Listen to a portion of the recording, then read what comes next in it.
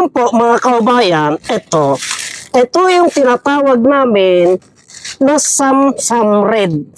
Samsam Red po ito. Ayan, nakakatakot po ito. Ito yung ginagamit ng mga may black magic. Nakakatakot po ito mga kaubayan dahil pag oras na dikit ka na ganyan to, delikado po. Kadalasan na ginagamit nito, itong Samsam Red na ito mga kaubayan, ay kadalasan ginagamit ng mga mangkukulam. Yung mga mangkukulam po, pag nagbibigay sila ng karamdaman sa kanilang taong kinainisan, ito po kadalasan ang kinukuha nila. Kaya kahit na nang gawin mo na panggagamot, pag hindi mo po alam gamutin to o sukalin, mahirapan ka po. Nakakatakot po ito mga kaubayan. Tignan nyo po. O, pag oras na nadikit ka po dyan, pag oras na nadikit kang nako po, yari ka na. Pag oras na yung isang may black magic o mangkukulam, ginamitan ka nito at hindi mo po alam gamitin. Ay, tignan nyo mga kaubayan ang talim o.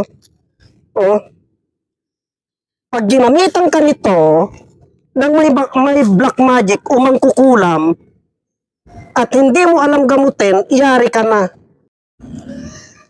Kailangan maghanap ka na po ng magaling na manggagamot pag ito po ang ginamit sa iyo ng isang mangkukulam o isang may black magic. Pag oras na itong iginamit niya sa iyo at hindi mo alam sukalin, hindi mo alam gamutin, yari ka na. Kumuha ka na ng pinakamagaling na manggagamot. Ang epekto po nito, ang tama po nito, ito po yung mga namamagang katawan na nagbibitak-bitak.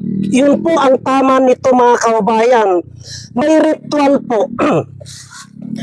Pag ginagamit po nila, ito. Matagal lang ipinalabas ko sa videos ko noon, ito pa noon mga kaubayan, ngunit hindi po nila pinapansin. Kaya ko ipinalabas ito, dahil nung kailan lamang po, yung pagpunta ko ng Maynila, kung inyo po napanood yung mga videos ko, isa ito sa natuklasan ko na ginamit. Kaya ipinalabas ko na naman po ito mga kaubayan, at baka sakali, napaniwalaan naman po ng ating mga kaubayan, itong halamang gamot na ito, na isa po ito sa ginagamit ng mga may black magic.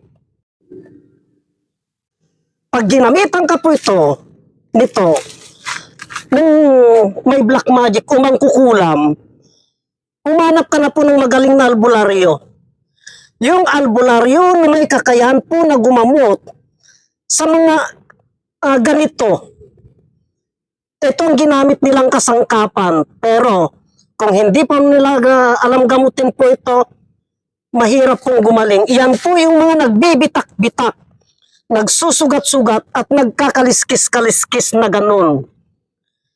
Yan po yung epekto, ang tama nito. Sa loob po ng katawan, ipinapasok po ito mga kaubayan.